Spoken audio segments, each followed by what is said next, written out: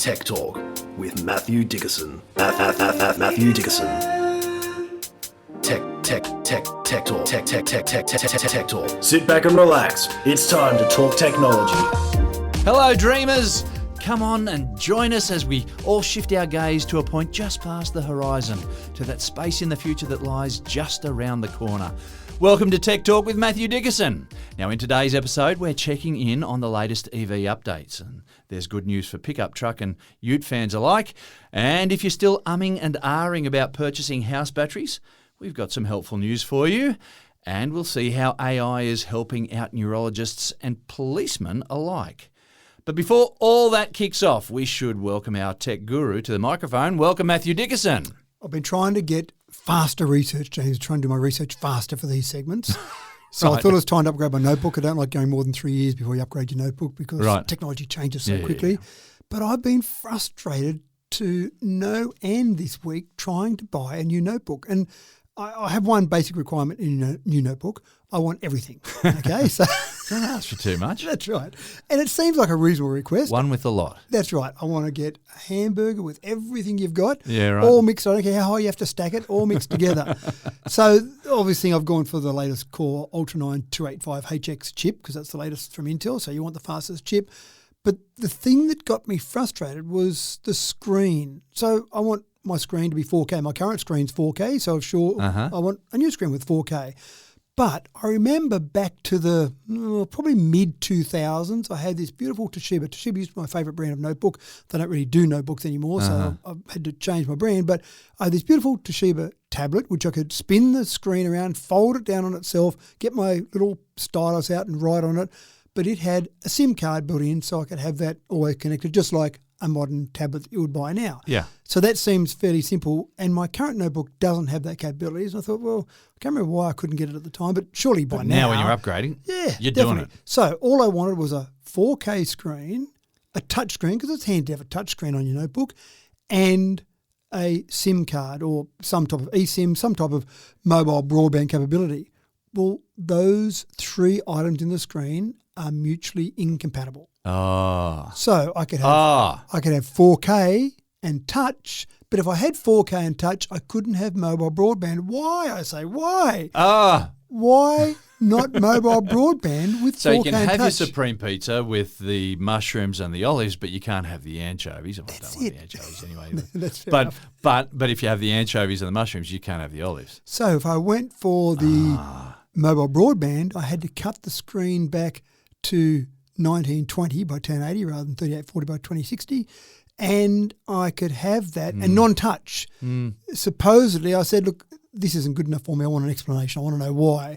Supposedly, the antenna that would be mounted in the screen is not compatible from a heat perspective with 4K and touch in the screen. We'll just make it a bit thicker. Yeah, put a fan in there. Guys. Do something. Is nobody thinking about notebooks these days? Or me. Yes. Think about me more importantly. Yeah, right. So then I actually was going to get a bit brave, and I've contemplated a bit over the years going to an 18-inch notebook. Mm-hmm. I don't know about it because... That's a big lump to carry. Correct. And that's part of the thing. I'll be at a conference and I'll see someone with an 8-inch notebook. Oh, wow, that's great. Yeah. Sitting there at the conference with this huge big screen. But then I think, it's pretty heavy carrying around, a bit clumsy. But I thought, okay, well, maybe in the 18-inch, surely I can get what I want because it's a bigger screen, so maybe the heat dissipation's better. I could get a 2560 screen in touch with mobile broadband, but not 4K. And then the reason I was given was a 4K screen on a bigger screen like that would then drain the battery life too much. Therefore, they had to cut it down, the resolution. And I would have thought 4K, 3840 pixels compared to 2560 pixels wouldn't have made that much difference to battery power. But then again, I'm not manufacturing the notebook. So I had to, I'm going to say the C word here, I had to compromise. Oh! I don't like compromise. Never compromise. I don't like it. But anyway, in the end, I won't say the brand I ordered, but I ordered one which I had to go with. So, all this was online. You weren't in a store and you didn't walk out tipping tables over. I'm just getting a visual image of you just pushing stuff off throwing benches notebooks in the air. This is stupid. Well, it was an online discussion, if you like, back and forth over several days to try and get there. But what about this? How about that? With several different brands, I must admit, to try and find the final solution. Did you ever solution. write in caps like, come on? on, and exclamation mark. Please. Come on. So I went as far as italics. I didn't go all uppercase, but I went italics, okay? That's how frustrated you I kept was. it on a level. That's good. That's You right. main control. So the compromise I had to make was, and it was a tough decision, I was almost at the stage where I went mobile broadband with HD, and I went, no, I just think I need that 4K, which I probably won't be able to see.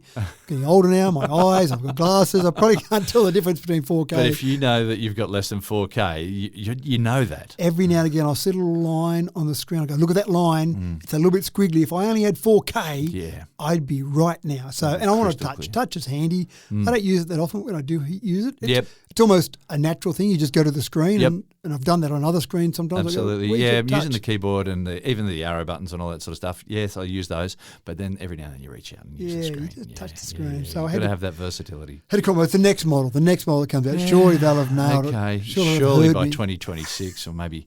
Well, the next one's 3 years down the track, is it? Yeah, maybe 2028. Yeah, surely by then. All right, now we better get this show on the road with a little bit of myth busting, I think. We're all about the science here at Tech Talk, and of course we love to dispel a myth or two every now and then. Now, mobile phones have been in common use now for at least 25 years or so. I measure that on when I got a mobile phone myself. I know that they were out before then. And mobile phones are, of course, not immune to their fair share of mythology. Matt, talk us through some of these urban myths and how they stand up now in 2025. And I will give an acknowledgement here. This was a Pop Science article that I read that talked about some myths. I thought that's not a bad one to just have a look at some of those common myths that are there. Bring in the kids. Yeah, that's right. So 1987, I think, was the first cellular phone in this country. In about 1980, we had another system, but AMPS, the cellular system, if you like, that we started, that we kind of know today, it was about 1987. So it's been around for some time. Well, it was in 1999 when it finally caught up with James Eddy. Right, okay, there you go. And by then it was probably CDMA or maybe even GSM, so not the original AMPS. So one of the things that you see still, if you go into a petrol station, which I don't that often, but if you go to a petrol station, you still see a sign that says no mobile phone use. Yeah. And the story was, and I, being inquisitive and sometimes a bit annoying, when I see signs that don't make sense to me, I'll ask about it. And I remember seeing signs at petrol stations, no mobile phone use. And I'd walk in when I was paying for my petrol back in the old days and I'd say, why is that? And sometimes they'd go, huh? And sometimes they'd say, because it starts a fire. And I've gone, wow. And I used to struggle with that. And I've done research over the years, and this Pop Science article brought to my attention. So far, to this day, from 1987 in Australia, earlier across the world, mobile phones are available, there have been recorded 0 fires caused by a mobile phone at a petrol station. So that's a rough number? That's a fairly approximate number, plus or minus 0, okay? Okay, right. So the logic was that a mobile phone near a metallic object, i.e. the petrol bowser, would create a spark between the mobile phone and the petrol bowser, which would then start a fire. Now, you can imagine that a spark between those two things would be bad. So having petrol fumes, as you're filling it up, you can smell them, you can see the petrol fumes coming out. Having a little spark there, I can't imagine would be a good thing to happen. But when's the last time you were using a mobile phone near any metallic object, near the refrigerator in your house? People wear glasses, don't they? They do wear glasses. There'd be some nice little shocks going there. Anything at all that is metallic around you that might be grounded, for example, you'd think you'd be walking around, spark here, sparks there, everywhere you look, there'll be a spark.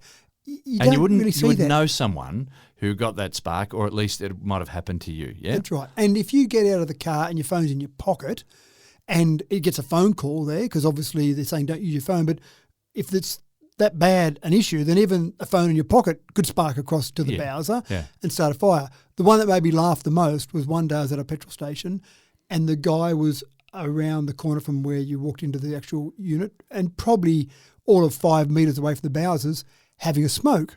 And there's a sign there, don't use your mobile phone.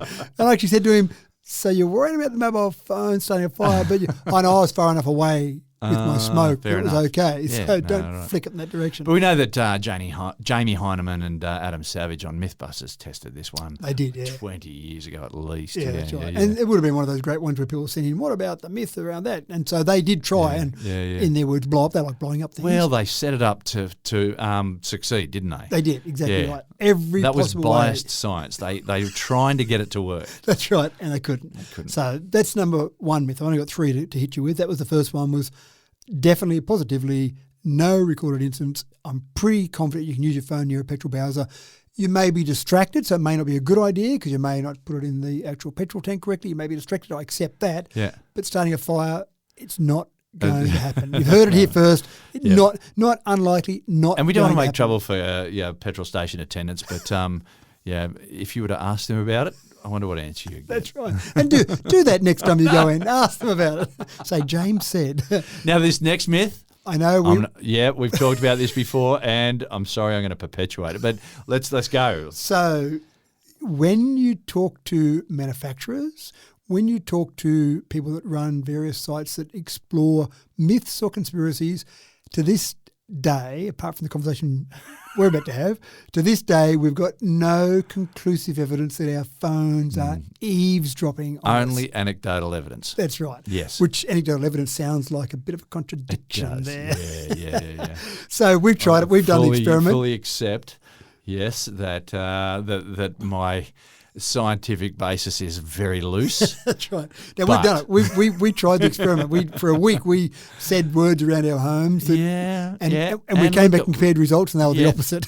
Yes, they were the opposite. Yes, I was getting offers for wedding dresses. But it happened again a couple of weeks ago where I was talking to a friend just on the sidelines of the soccer about something, and next thing you know, I'm getting these ads on my phone, Matt. So anyway, tell us the full story here. So what the various conspiracy groups might say is that they don't need to listen to you because their ad tracking and their analysis of you as a person is so good that they're feeding you ads that you want to see regardless. And you might do one little search on something, and the frustration I have, I want to be able to say, I've bought this, because sometimes I'm searching. So notebooks that I've been searching for the last week, I've made my But that purchase. makes sense. If you've gone online and you've done a search for notebooks, then it makes sense that they might go, oh, this guy's into notebooks. That's right. But the problem I have for the next month now, I will get ads for a variety of notebooks. And I want to say, I've already bought it, so stop, please. But you can't do that. No. But this is what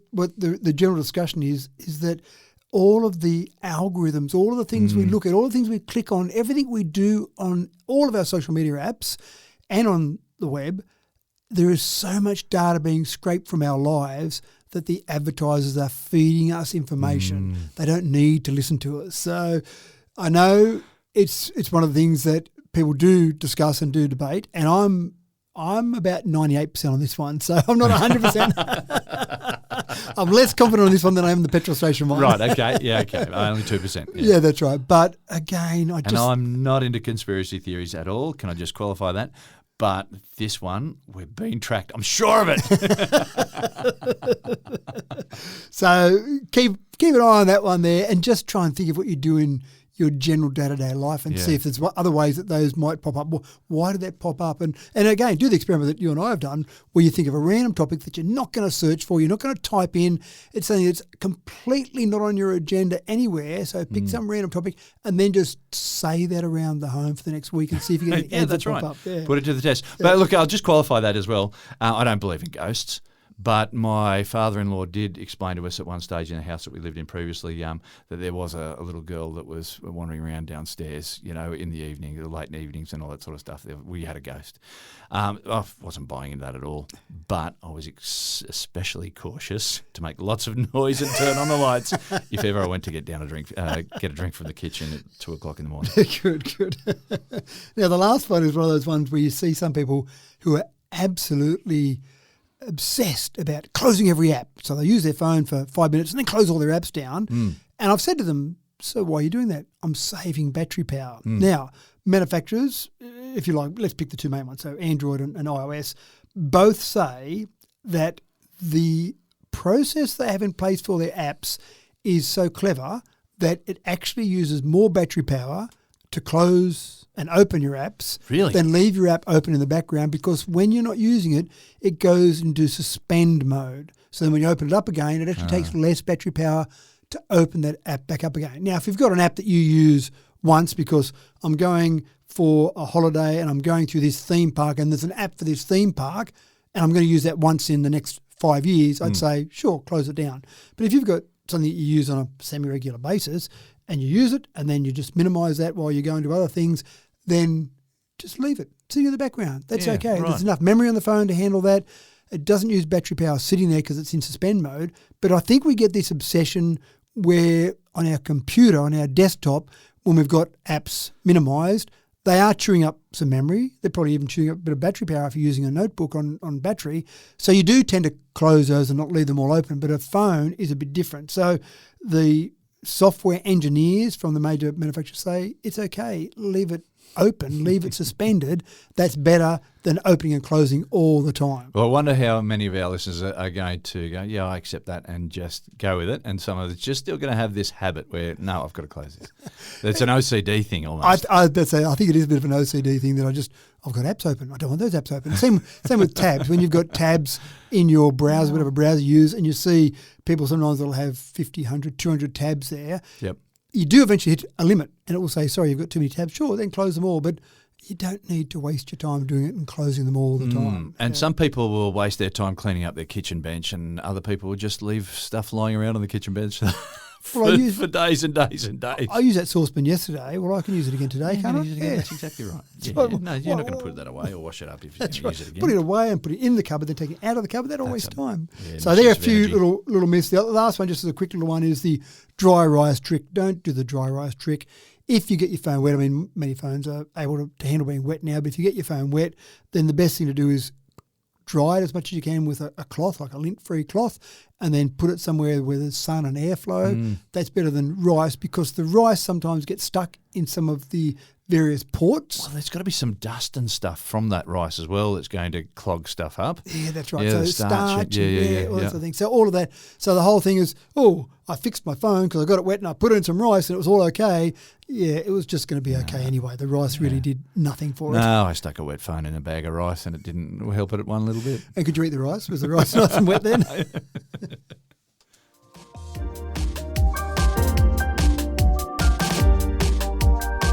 Every now and then I find one of our stories absolutely gobsmackingly astounding. And I cannot believe this next story.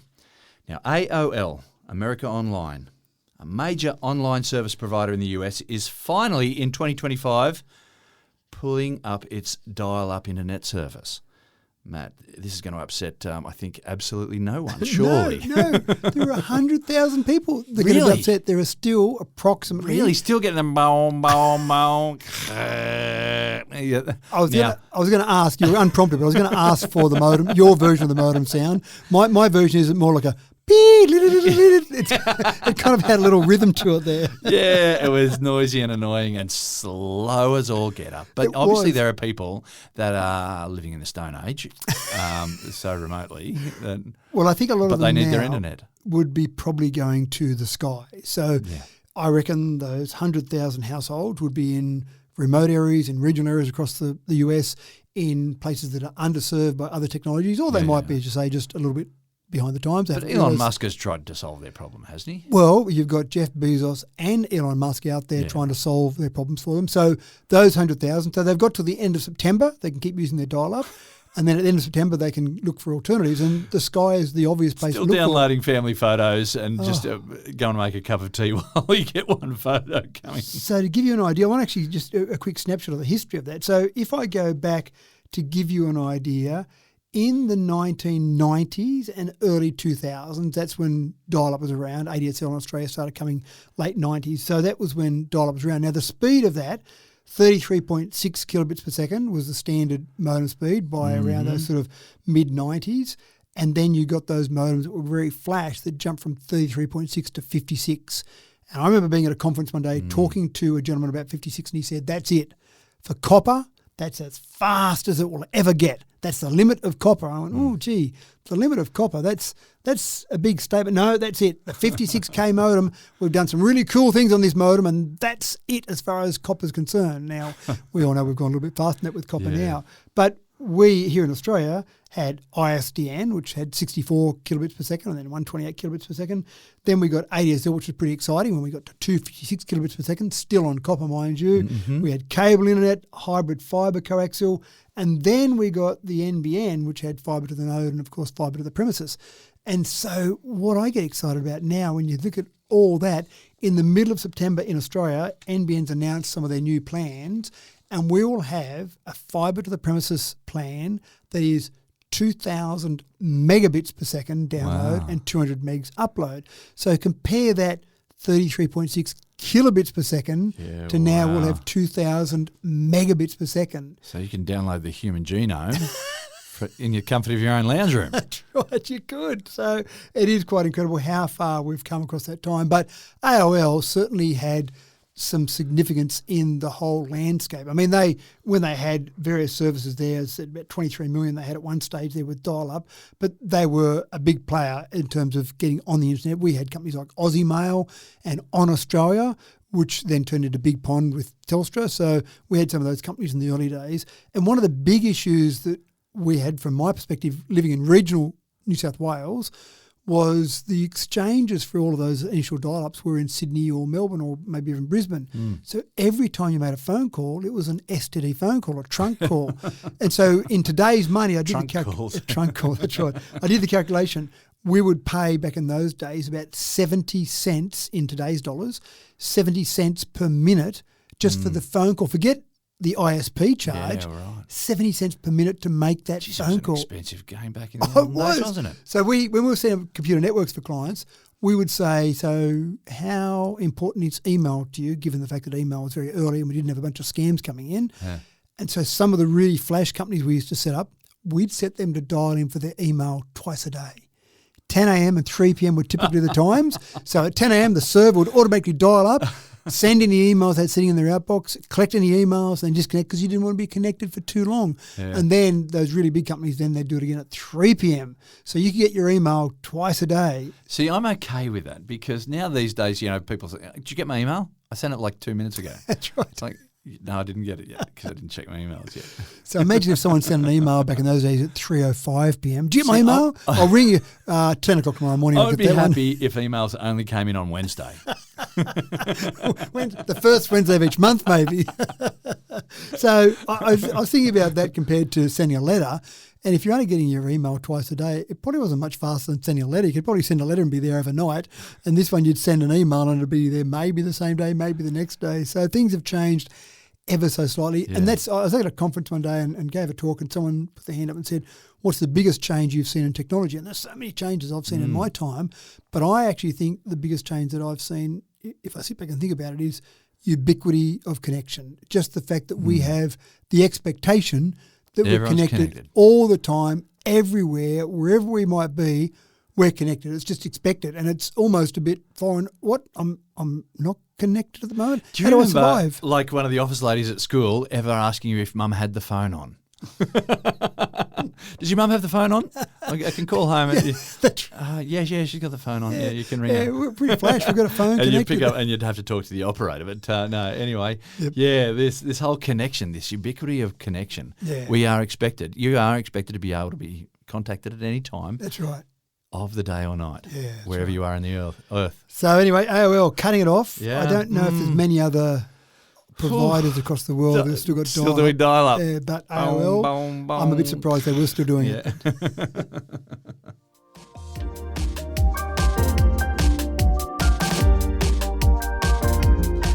EV tech is no longer prohibitively expensive. Competition from newcomers to the market like BYD have ensured that. But if we're talking about pickup trucks, or Utes as they're known here in Oz, this market space is still in its infancy. We've heard of Ford's F-150, and Elon, of course, released his polarising Cybertrucks back there in 2024, I think it was, maybe late 2023 even. And then there's BYD's Shark 6, but many would argue that $60,000, as the cheaper version, is still a bit steep for the job.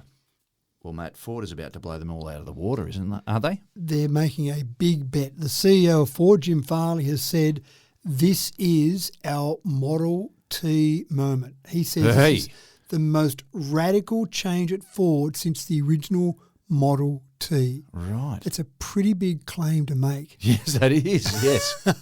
The Model T, of course, revolutionised manufacturing by having things done in a much more streamlined way. So that was a huge change, and that's back, 1908 or thereabouts that came out. And the car, effectively, from that point, the car was known as the Model T. You had a car, it was a Model T more than likely. Yeah, that's right. And, of course, the original Henry Ford used to say that we've got lots of choices. For example, colour. You can have any colour you like as long as you like black. But that was part of that whole process to make that manufacturing simple and quick and easy. Right. So they are saying, or the current CEO is saying, this is the biggest change, which is a big claim to make. So what are they doing? Well, they're investing approximately $5 billion to transform 2 of their assembly plants over to focus on EVs. And the whole point of this is to get EVs, the pickup truck, as you correctly said, in the US is what they call it, the pickup or the truck, is going to be their big bet because they know there's a huge market. There's a huge market in the US. Everyone's got to have a pickup truck. Yeah. But at the moment, if you want to buy one in an electric version, they're expensive. There's not many available. There's not a lot of choice there. So Ford want to do a pickup truck, a mid-sized 4-door electric pickup for $30,000 US. And that'll translate quite nicely to our prices here as well. But $30,000 in the US would be very attractive because some people still say, I'd buy one of those, except it's a bit dear. Yeah. Now, sometimes people say things that they don't really mean. Yeah. Sometimes it might be convenient to say that to justify why they haven't bought one yet. I wonder how much one of those big Dodgers or a Ram is these days, That's right. Now, they're making a bet, a big bet, a $5 billion bet on the fact that when people say, if they're a bit cheaper, I buy one. Okay, we'll give you one a bit cheaper. Oh, actually, that wasn't the problem. Whoops. I think, it's only going to work in their favour, I think. Yeah, that's right. Now, I'm assuming they've done a bit more market research than Billy at the barbecue said he'd buy one. But one of their problems at the moment is they've got this whole EV division at Ford at the moment, but they're losing money hand over fist. So they lost $1.33 billion in the second quarter of 2025. Wow. So you kind of go, you're the CEO, you're making a $5 billion bet, and we just lost over $1 billion on this same division. Are you sure you're going in the right direction? Now, I think they are. I think the companies that invest in electric now are going to be at the forefront as it takes over, and I guarantee it's going to take over. But it's still going to be hard sitting in front of your board of directors saying, sure, just give me $5 billion. With the beads of sweat rolling down your cheek as you're delivering the news. Now, what they're doing is they're doing it a little bit different to some of the Chinese brands. The Chinese brands, the BYDs that you mentioned, for example, are saying, we'll win this game on volume. We'll win the price game on volume because we know we can produce a lot of them in China and then we'll be able to apply that to the rest of the world. What Ford is saying is that we've got 2 disadvantages against our Chinese counterparts. We've got a volume problem. We can't produce the same volume. There's not the same demand. And we've also got a labour cost problem. So our labour costs us more in Kentucky and in Michigan, for example, then our labour is going to cost us more than it does in China. So what they've really focused on is innovating in their process. And I suppose that's where he's coming from the Model T moment. So, for example, they built this platform that they'll use for a number of cars. Many of the EV manufacturers are doing that. 20% fewer parts than a normal vehicle. 25% fewer fasteners. Hopefully that means it doesn't fall apart. But they've worked on... You can just fold stuff together here. That's what it might be. Clever folding. But they're even working on the wiring harness. So, for example, they've got their Mustang Mach-E, but they've managed to work out how they can reduce the wiring harness by 1.2 kilometres. That's reducing it by 1.2 kilometres. So obviously it's a big wiring harness in the first place. Yeah, wow. That saves 10 kilos of weight, but also reduces the complexity in the whole process. They're using lithium iron phosphate cells, and they're doubling as the structural floor elements. So that makes sense as well. So it's part of the actual car infrastructure. 0 to 100 Ks in about 4.5 seconds, because that's what you need when you're a tradie in your ute with your tools stacked up in the back.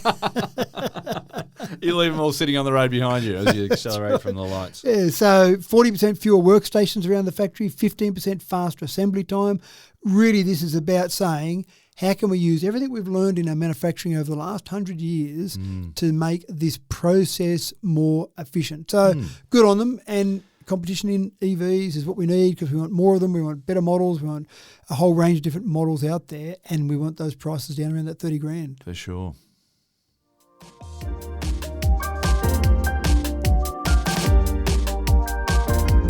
So I've already talked about it a little bit already this episode. The arrival of EV technology has been something of a revolution. That is undeniable. But there's a significant section of the global community who have stepped away from EV technology, preferring to hold out until the next chapter comes in the form of hydrogen power instead. Well, there may be something of a hold-up on the hydrogen front now with some rule changes that have recently been brought forward in the US, Matt.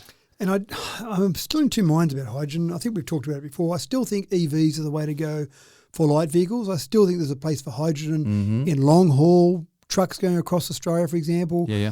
When you've got ships, when you've got long-haul, when you need a lot of energy and quick refuelling, then I think there's a place for hydrogen. But there's still an element of the community that says, I'm going to need to travel 1,000 kilometres and I want to just be able to do it all on one charge, one That's tank. Right. And if I have to refuel, I want to do it in 3 seconds. Yeah, but if you're not stopping every couple of hours for a break, then you've got to really question whether or not you're being safe. But anyway, that's another story for another time. That's right. So back in the Joe Biden era, there were various incentives to drive some green hydrogen processes, some manufacturing of green hydrogen. And so they had some taxes, incentives, they had a whole range of things.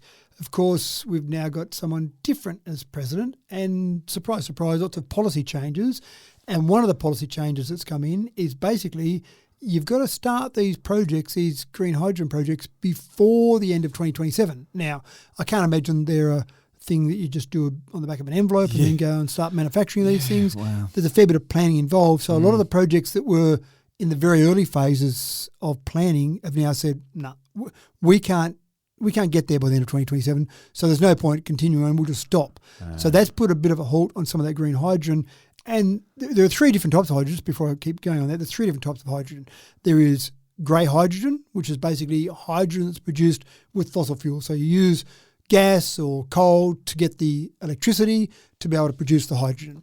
Then there's blue hydrogen, which uses the same concept, but they'll do some carbon capture and storage at the end of that process to try and reduce the amount of CO2 that's produced from that. And then green hydrogen, of course, which makes sense, you're producing hydrogen from renewable power. So that's the one we want. But the cost at the moment, unfortunately, is still up around anywhere from, and this is US dollars, $4 to $11 per kilogram for green hydrogen compared to grey hydrogen, which is more around the cost of, say, $1 to $2 per kilogram. But again, we know how to do grey hydrogen. We've got all the processes in place and we've got the power there that might be a little bit cheaper. So you've got to throw some investment. You've got to put some effort into green hydrogen to get there. The unfortunate part is that maybe now that focus won't happen because these tax incentives are gone. I know even with Australian companies, Woodside Energy and Fortescue, they had some major US hydrogen projects that were in the early planning. They've just said, no, just stop now, forget about it. There's no point going ahead. That's just 2 companies I know of, but certainly other ones as well. So it's something that, and maybe this swings it back more towards electric vehicles. Maybe that kind of moves the needle back slightly. But if the US isn't doing it, maybe some country somewhere says, you know what, it's worthwhile investing in this because there'll be a worldwide market and maybe we can be the creator, we can be the producer of all this green hydrogen for the world. So maybe there's a roadblock in some area, maybe that opens up some opportunities elsewhere. That's some glass half full thinking there. And we're going to need that sort of glass half full thinking when there's roadblocks being put in the way. We'll just wait for 4 years maybe till we get a new president.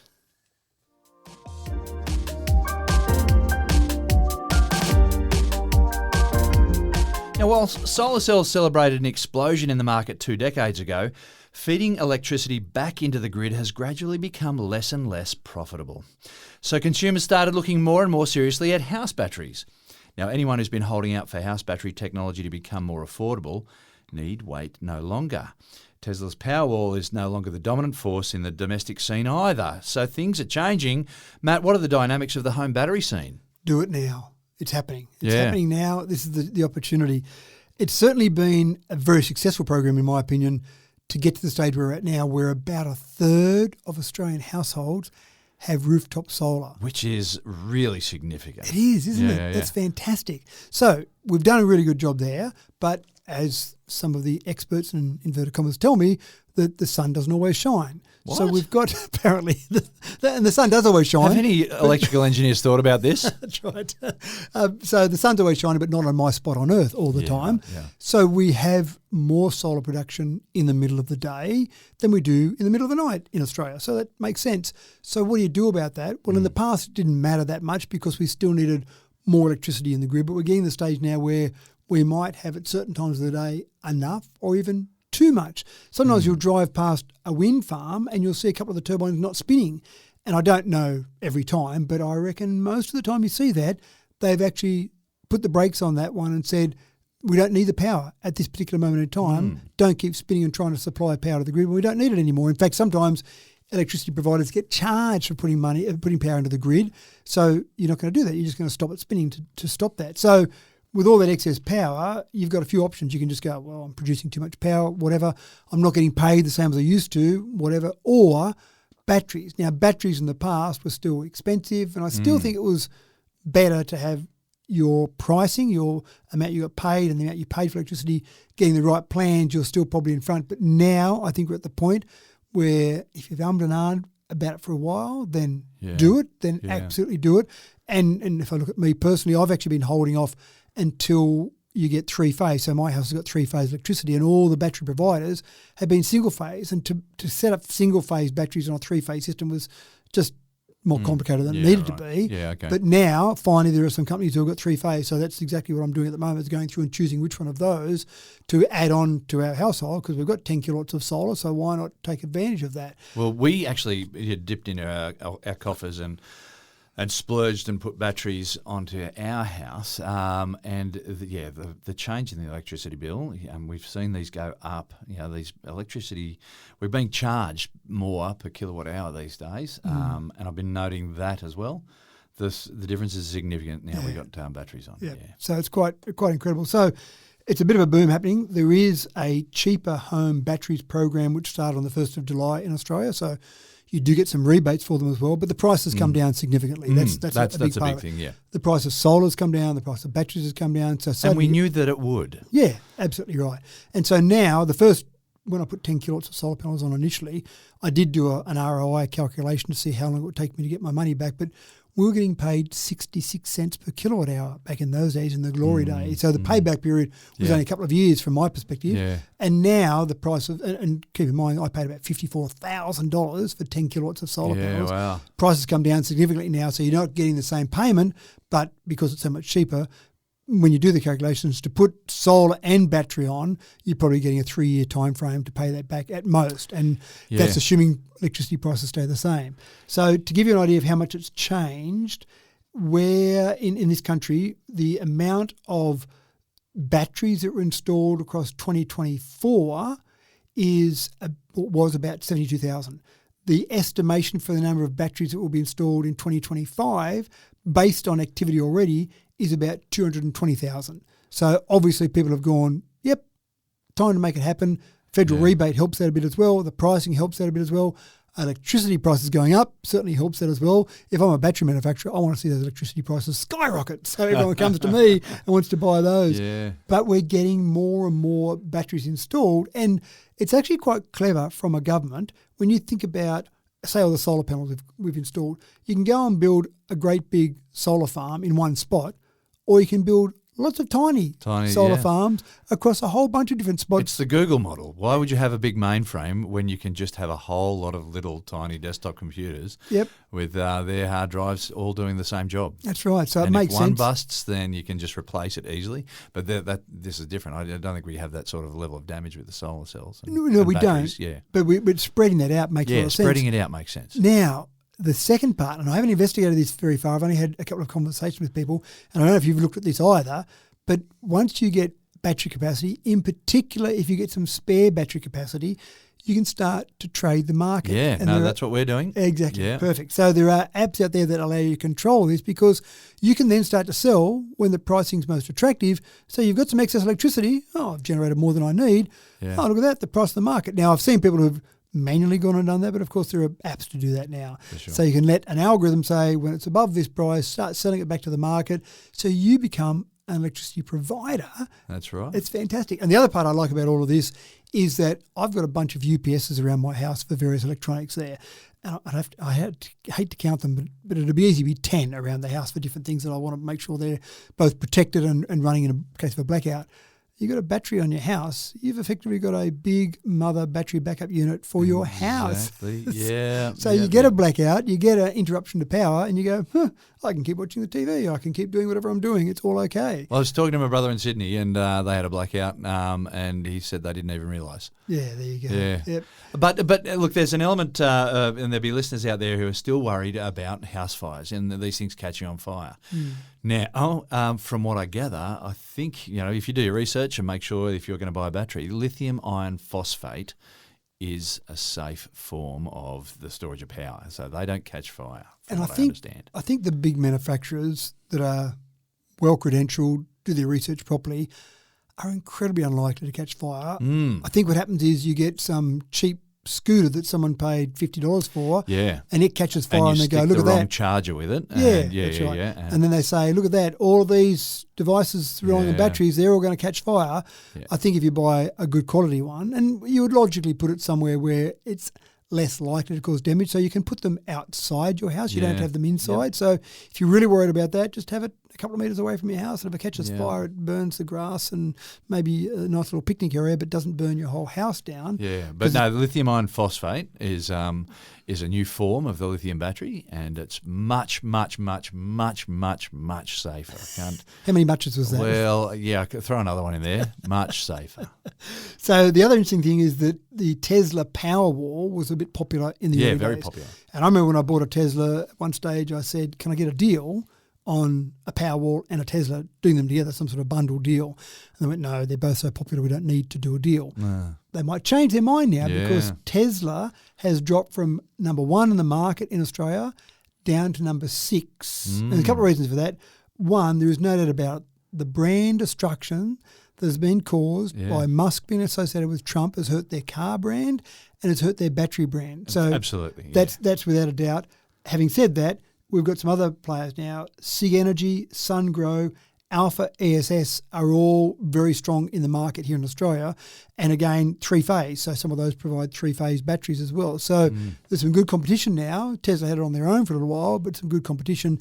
And they don't associate with Trump, as far as I know, those three brands that I just mentioned then. So that might be safer for those three. So again, stackable is a big part of it. Yep. I've talked to people that have bought one and they've gone, "This is all working okay. I'll stack on another one." So if I was looking for a battery, look for the rebates, look for how much capacity you need to be able to sell a bit back, and then look for stackable as your needs might increase over time.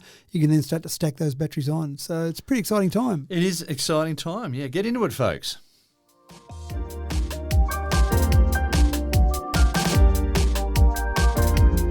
Surely the most loathsome and mundane task for any police officer has got to be in the pages upon pages of paperwork. The hours upon hours of filing reports and witness statements has got to be at the cost of feet on the beat, surely.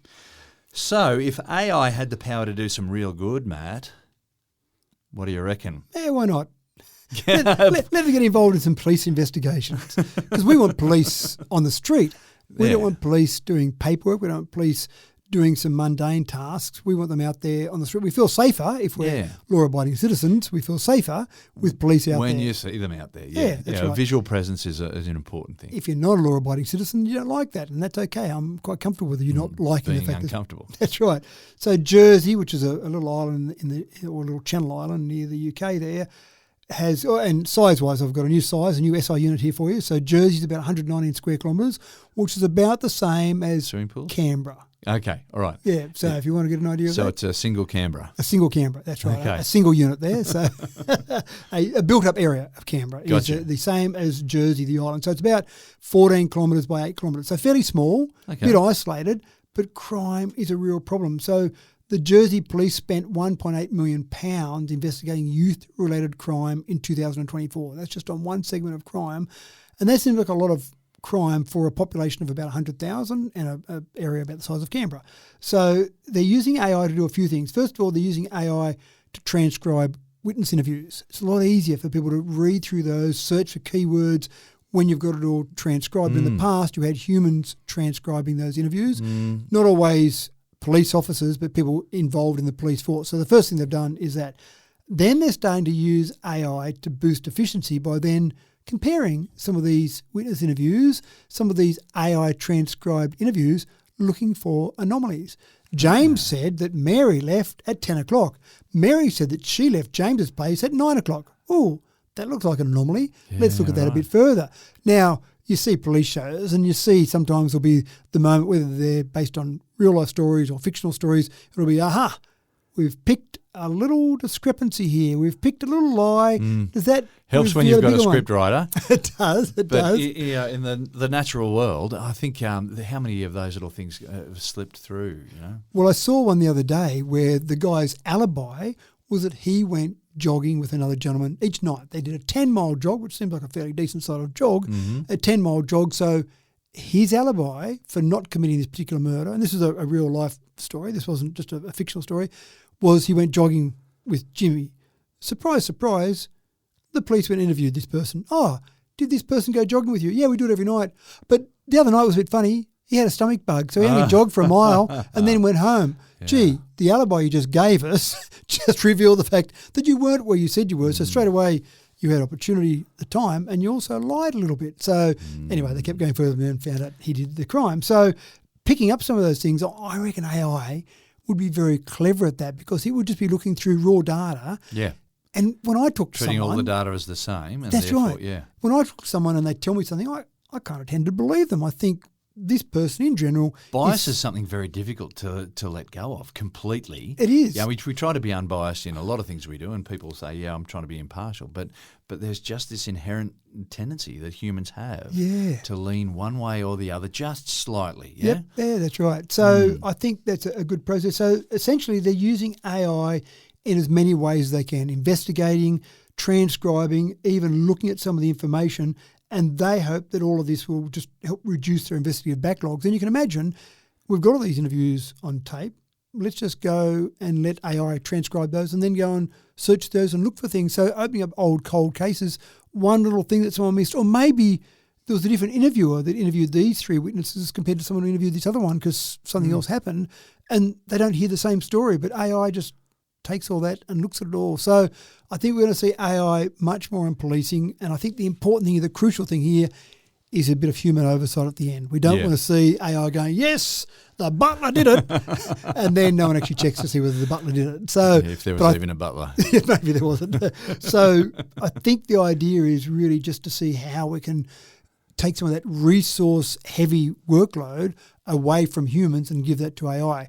We don't want to replace police. Absolutely no chance of that at all. We want to see them, but we want to see them out on the street rather than sitting behind a computer somewhere. This is really clever, and I think, I applaud it. Bring it on.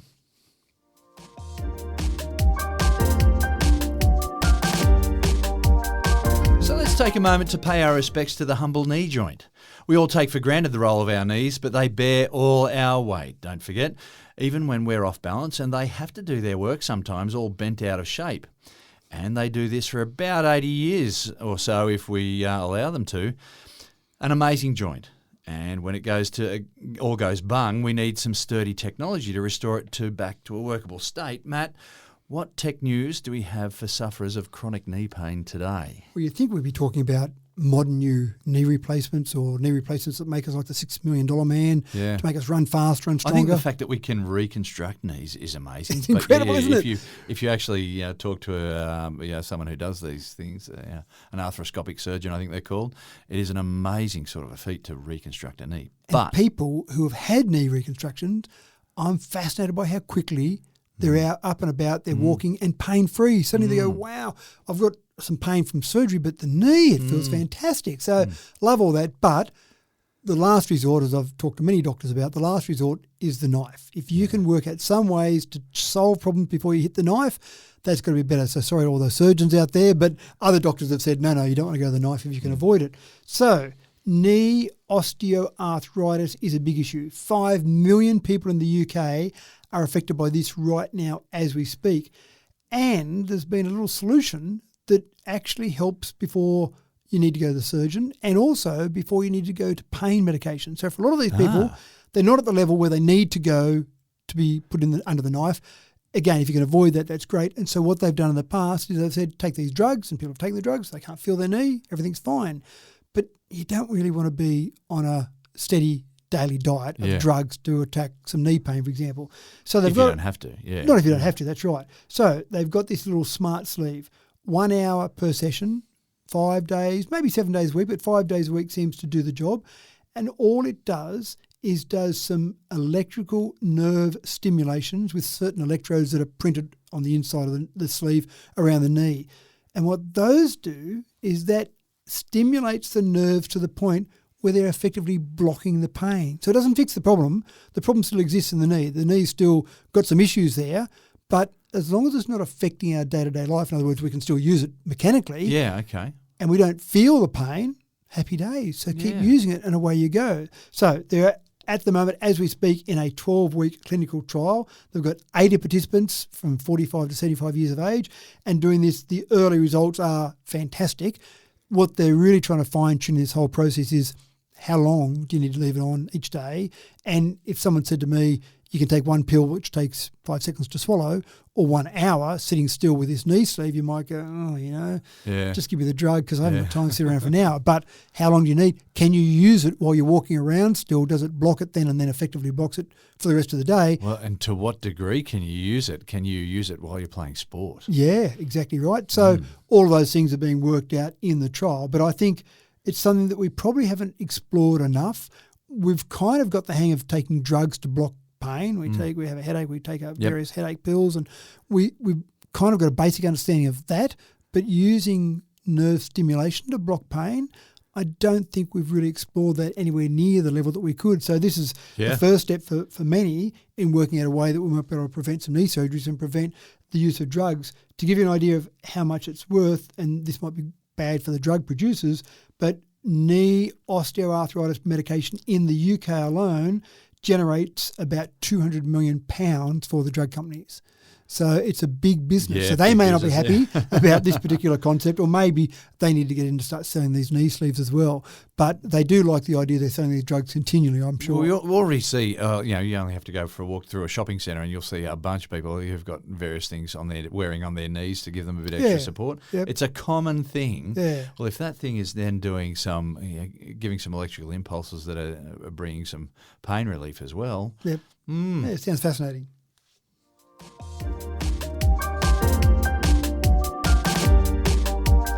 It's time for a little mind reading here at Tech Talk. See, reading not ECGs, that's for your heart, but EEGs, they're for your brain. Reading EEGs is a tricky game. It takes quite a chunk of a neurologist's day to decode the graphs of the tiny little flickers and zaps that go on inside a patient's brain. But that is all set to be flipped on its head now that AI is involved, Matt. It's the same story we've heard a number of times. Give AI a bunch of data, analyse that, look for things that are different, or here are things that will show you that are different. Now look for those in the next set of data. They've trained this particular system on 1 million hours of EEG monitoring data. That's a reasonable training program. It is, isn't it? And a lot of neurologists haven't done that long training. That's what I was about to say. Think about a doctor who's an expert in their field who looks at EEG data It's been and says, decade. That's right. He or she's not going to have 1 million hours of data, and we're not that good at remembering stuff. So even though we might have looked at 1 million hours, which I don't know how you would, but if you looked at 1 million hours of data, I just don't know you're going to say, aha, look at that one there. That looks like the one I saw at 588,000 hours. That's just not going to have that same recall, whereas AI is doing that. So essentially they're doing all of the training. Then they say, here, look at some other EEG data from a patient that you haven't seen before and tell us what you think. So, for example, it can be used for epilepsy. Does someone have something in their brain that indicates epilepsy, or they've just had some sort of epileptic fit? Is there something there we can see? Sleep monitoring. What's your brain doing during sleep? Are you getting effective sleep? We know, we've talked about it before with our smartwatches trying to track our sleep, but that's using some pretty basic tools. Nothing like having some brain monitoring to do that.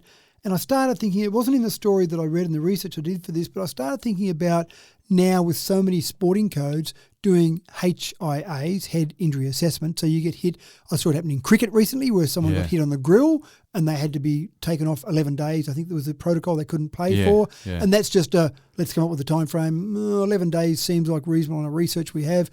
But imagine having the ability to just do some quick brain monitoring. Let's have a look at their. Oh, look at that. No, you shouldn't play. Yeah. Maybe you shouldn't play for a day. Maybe you shouldn't play for a month based on the brain monitoring. Yeah. In football as well, I mean, I don't know how quick you could do it. I don't know whether you could run on, put a little helmet on someone, quick EEG. Yeah. Oh, no, you're right, keep playing. Or, no, get off the field because, no, your brain is in some sort of trauma state. But just being able to read our brain better. I don't think we understand. No, we don't understand memory that well. We don't understand the brain that well.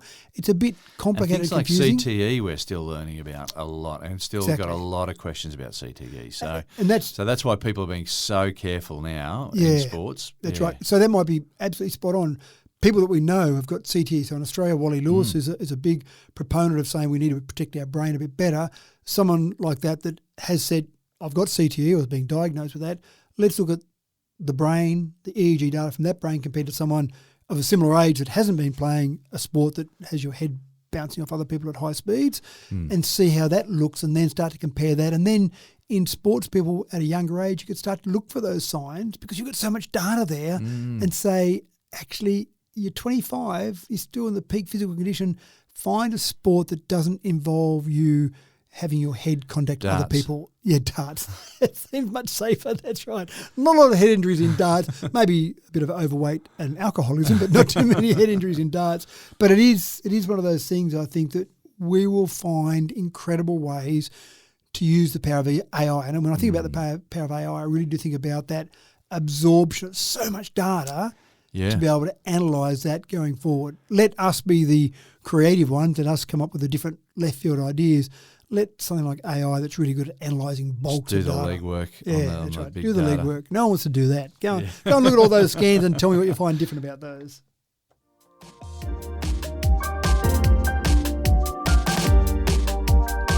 Now, full disclosure here, this next story is probably something that not many people think about very much at all, but with increased investment in space travel, deep-sea research and even hydrogen-powered vehicles, for example, there's an increased need to bring down costs and up the safety measures for the use of high-pressure vessels.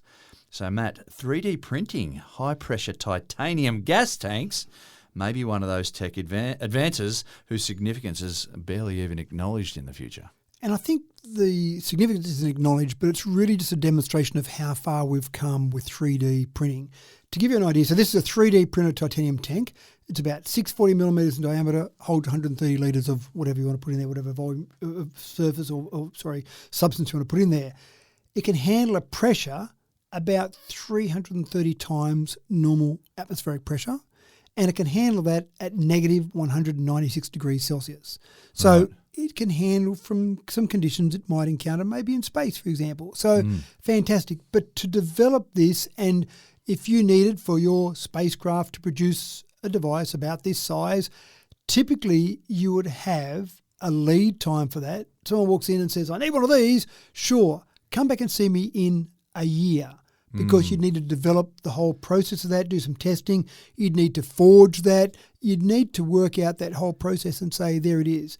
With 3D printing, sure, give me a couple of weeks and I can produce that. And one of the problems used to be when you did 3D printing, you used to get some little air pockets. It wasn't able to handle pressure. You could build a physical structure, but you just didn't have the structural integrity that you had when you did it via other methods. So they developed further, and this is mainly out of South Korea, but a range of different companies have been working on this, but they've developed this concept using directed energy deposition. So you basically start with your alloy, a titanium alloy, and then you melt it with a laser and then basically use this DED process to build up whatever you're building up. 3D printing is really just building something layer by layer, whether it be some plastic that you use to build a Lego brick or you use some titanium to build some volumetric process. The whole process is about layer by layer, but that's where you used to get those air pockets. So it's getting better all the time. Now, great, we can now build a high-pressure device that can handle low temperatures and high pressure. Fantastic. But it means we can build lots of things on aircraft, for example. most aircraft, you've got enough volume that you can go through a process where you can produce volume of a particular item. So when Boeing or Airbus produces their planes, they're producing them 30, 50, 100, 200 at a time. But there's still parts that you might need one or two of those. Or you might have an idea for something that could make something work a bit better. You don't want to go through that whole manufacturing process and wait a year. Well, can we just do a 3D printed one and then test it out to see if it works? Does it improve the process? Absolutely. So yes, this is really focused around space flight hardware, but I think when you have anything that needs high stress, high reliability, needs to be able to contain something in a pressure situation, then 3D printing is now a valid solution. Yeah, I'm wondering about a lot of these manufacturing plants and just how many 3D printers they're going to have just operating simultaneously, all just churning out these various parts now, because this seems to be the new way of doing things. And there's got to be a cutoff. If I'm a manufacturer and I need to produce X of something, I say I'm better off 3D printing it. X plus 1, I'm better off going through a more traditional, whether it be forging, whether it be smelter, whatever it might be. There is a cutoff, but I guarantee that X, that magical cutoff number, is slowly increasing its number, because in the past, if I was doing 5 of something, it might have been quicker to just do traditional manufacturing, but now it might be 50 of something and then I'm better off. So 3D printing is getting better all the time. And the other one that I've seen, I've actually been in Japan and watched this process in place that was an aircraft manufacturer or manufactured components for an aircraft company, and they did a process where they would just take in a billet, so it might be a rectangular or a circular billet of metal, and then it would basically just cut away what wasn't needed to end up with what was needed at the end. So that sort of process as well, again, which is not the best way to do it for hundreds, but for 1 or 2, it was a very efficient way. That was before 3D printing, but again, it was a way to produce something very quickly without going through and just making, even if you're pouring liquid metal into a mold, you need to make the mold. Yeah. And that's a process in itself. So there are all these processes that you have where 3D printing is just going to be so much faster and more efficient as the volume is low. But again, that number's getting higher. Geez, the future's an exciting place, mate. It is, absolutely. And that's all we have for you today. This race has been run and won. The last one of the podium is a rotten egg. Thanks for another cracking tech talk, mate. I'm just going to go and just see if I can hear for one last time, "You've got mail," or the sound of a modem from AOL. Nostalgic, I'm just going to go, searching on the internet for the nostalgic sound of the old download. Dial-up modem. I'm just going to play the modem sound of my kids and say, "Can you guess what this is? It's a guessing game. Tell me what this noise is." They'd be worried that it's going to mean the death of something. Maybe. Well, thanks for tuning in, ladies and gentlemen, to another episode of Tech Talk with Matthew Dickerson. We're very proud of this little podcast, and we're glad you join us week after week for that. My name's James Eddy, and I've been your host today. We look forward to seeing you in another week's time. We hope you can join us too, and maybe bring some friends along while you're at it. Hey, and if you haven't done so yet, press that like button, or maybe that subscribe button through your provider, and join us on a regular basis, week after week after week after week. We're here for you all the time. Look forward to seeing you in another week's time.